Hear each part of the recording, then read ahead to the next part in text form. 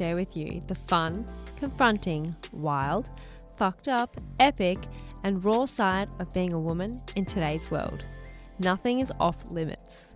Allow yourself to be inspired, to be unleashed. We acknowledge that we are recording our podcast on the traditional country of the Turrbal and Yagara people and pay respect to their elders past and present. We acknowledge and respect their continuing culture and contribution they make to this community. Welcome back to the Women Unleashed podcast. Wow.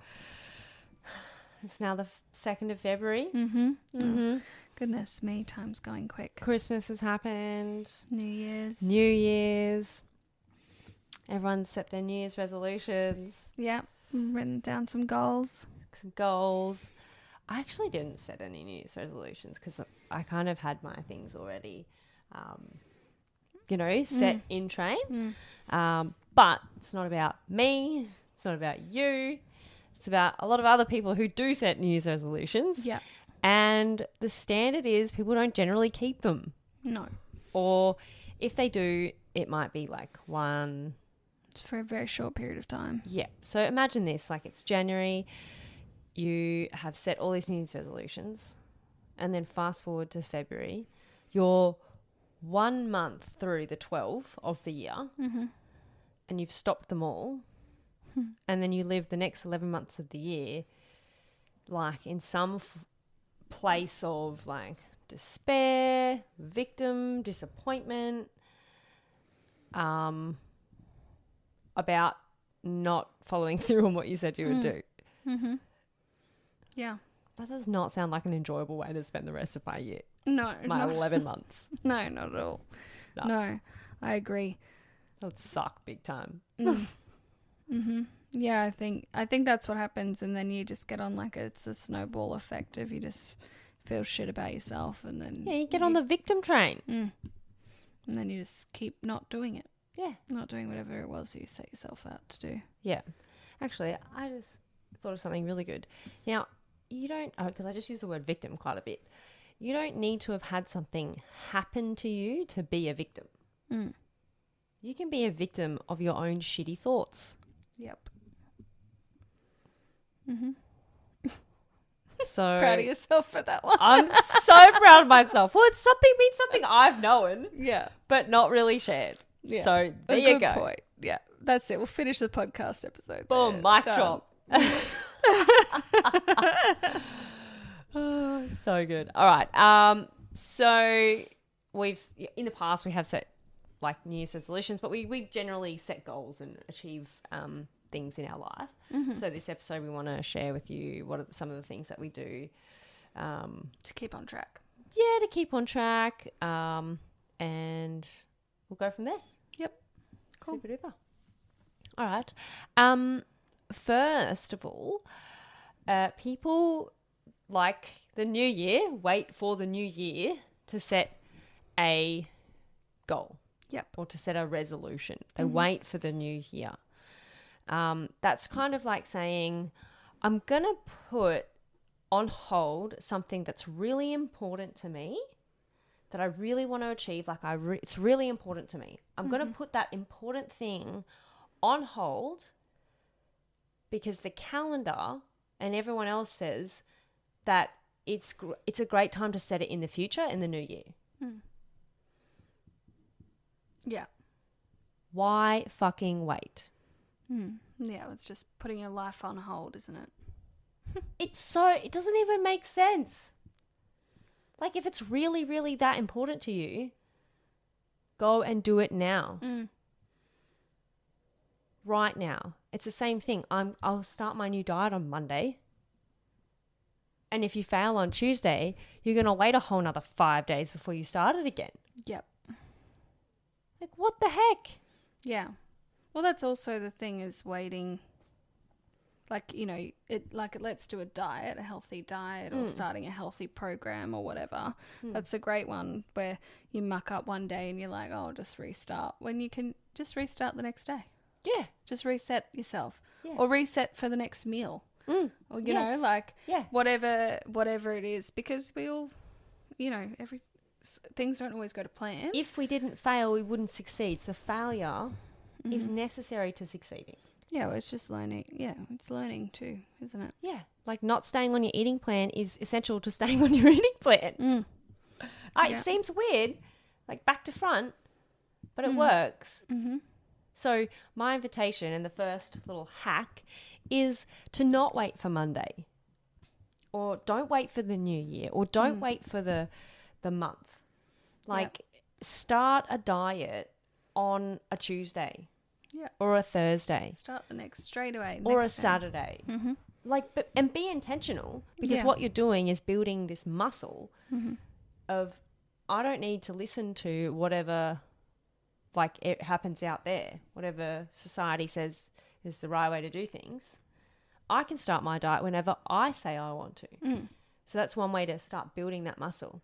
Like when Nathan and I did our, started our big planning process, at the time of our lives, it was like a week before October.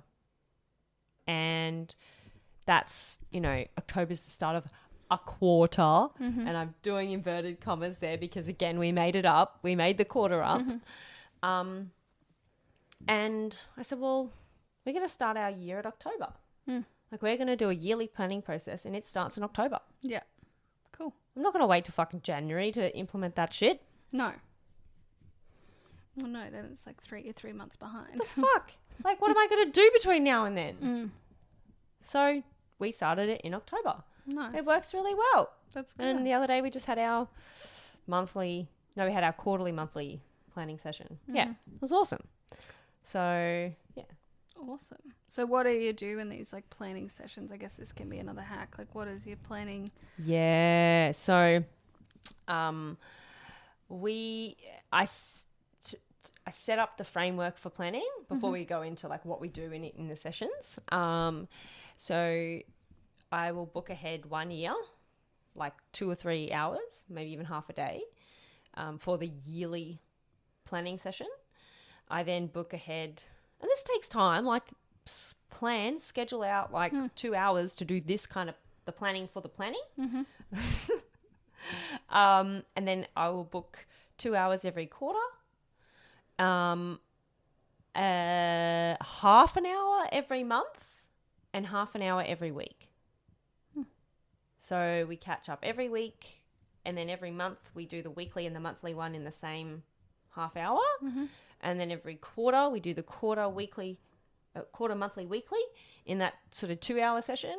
And then in the year, we'll generally probably like do the years. I'll tell you what we do in the years. Let's go into that. So in the year, we'll reflect on what we did last year.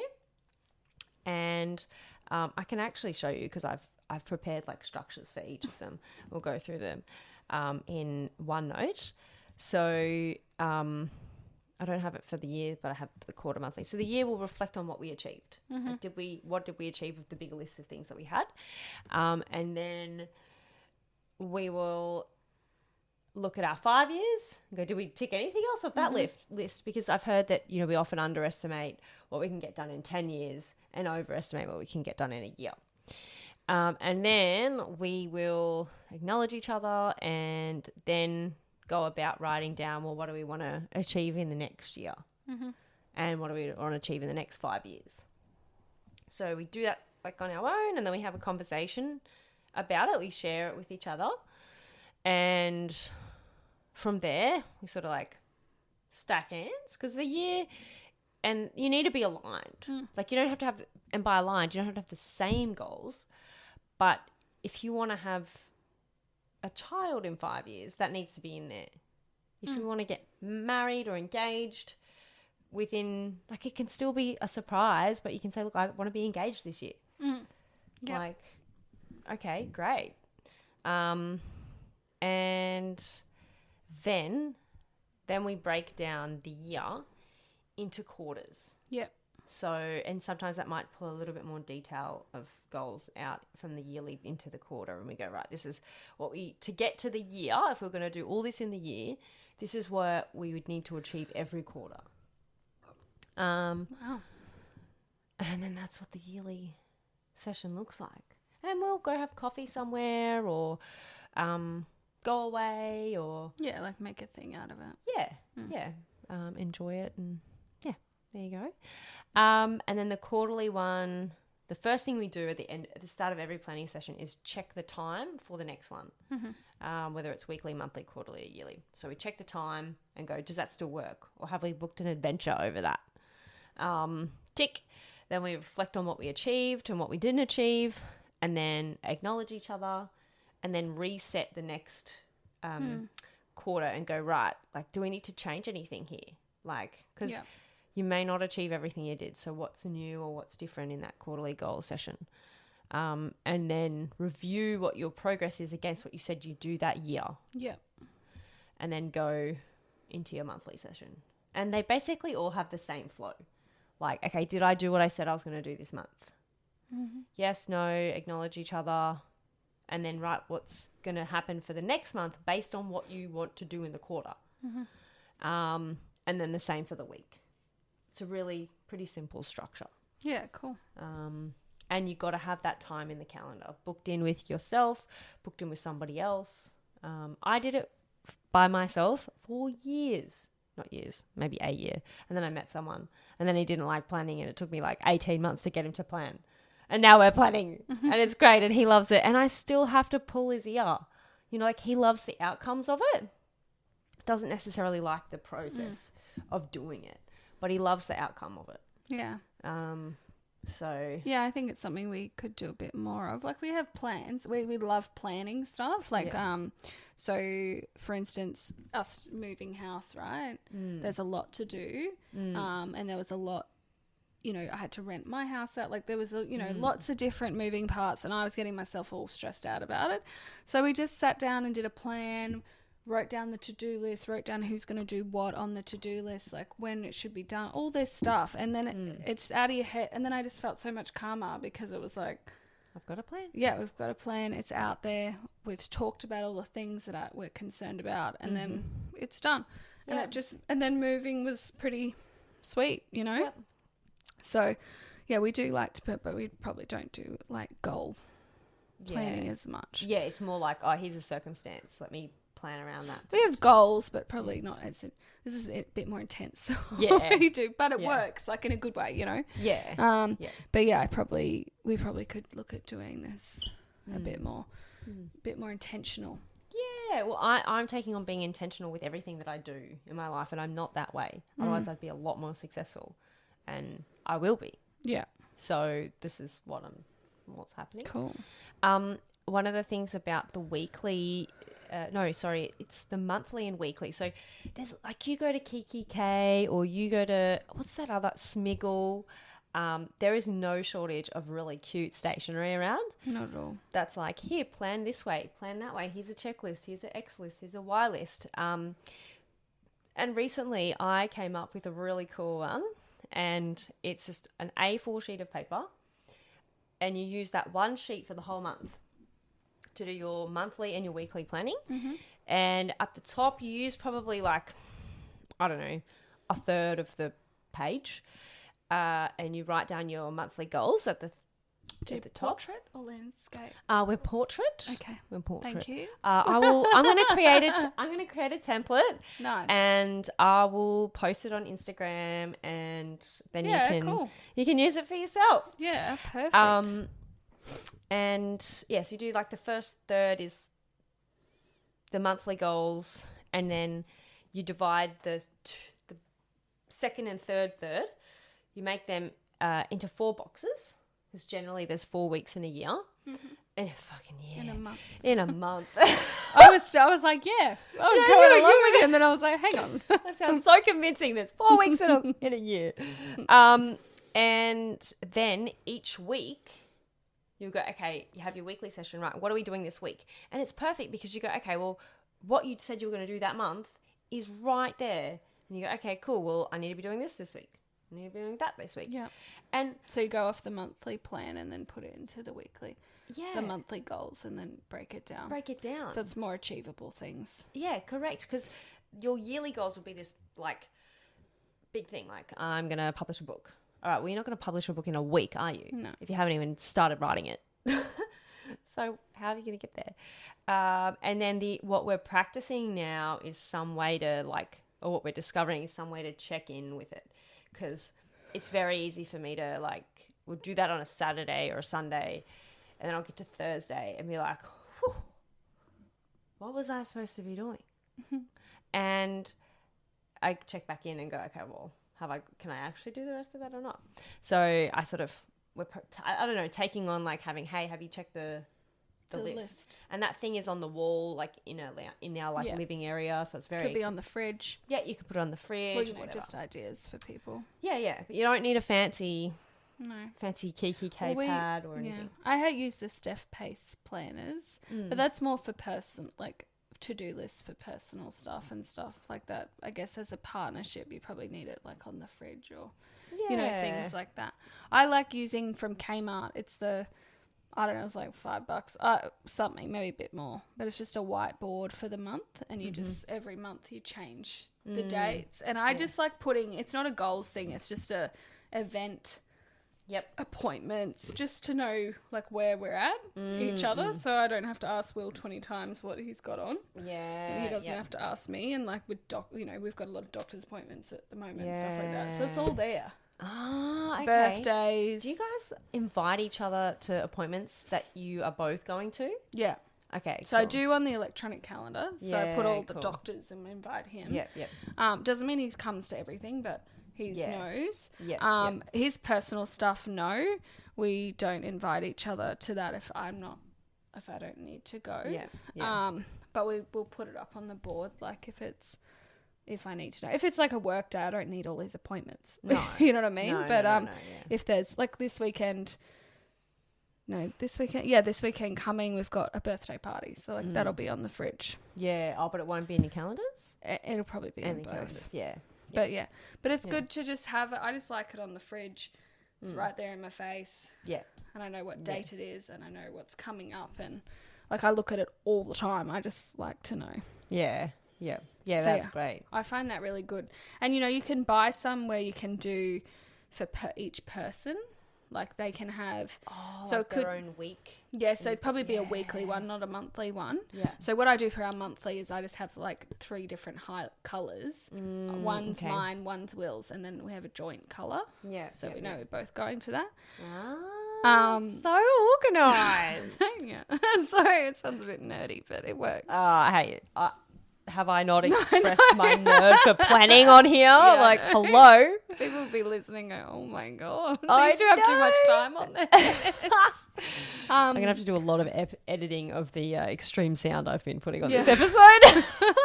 Very excited. Yeah. And then, but I think the ones with the per person, they're weekly. Yeah. Okay. So you can have for you and Nathan, you'd have each individual week, and then you could have Sophie and Ethan on there as well, which is really cool. Yeah. So I like that for the family ones. Yeah. Yeah, that's really cool.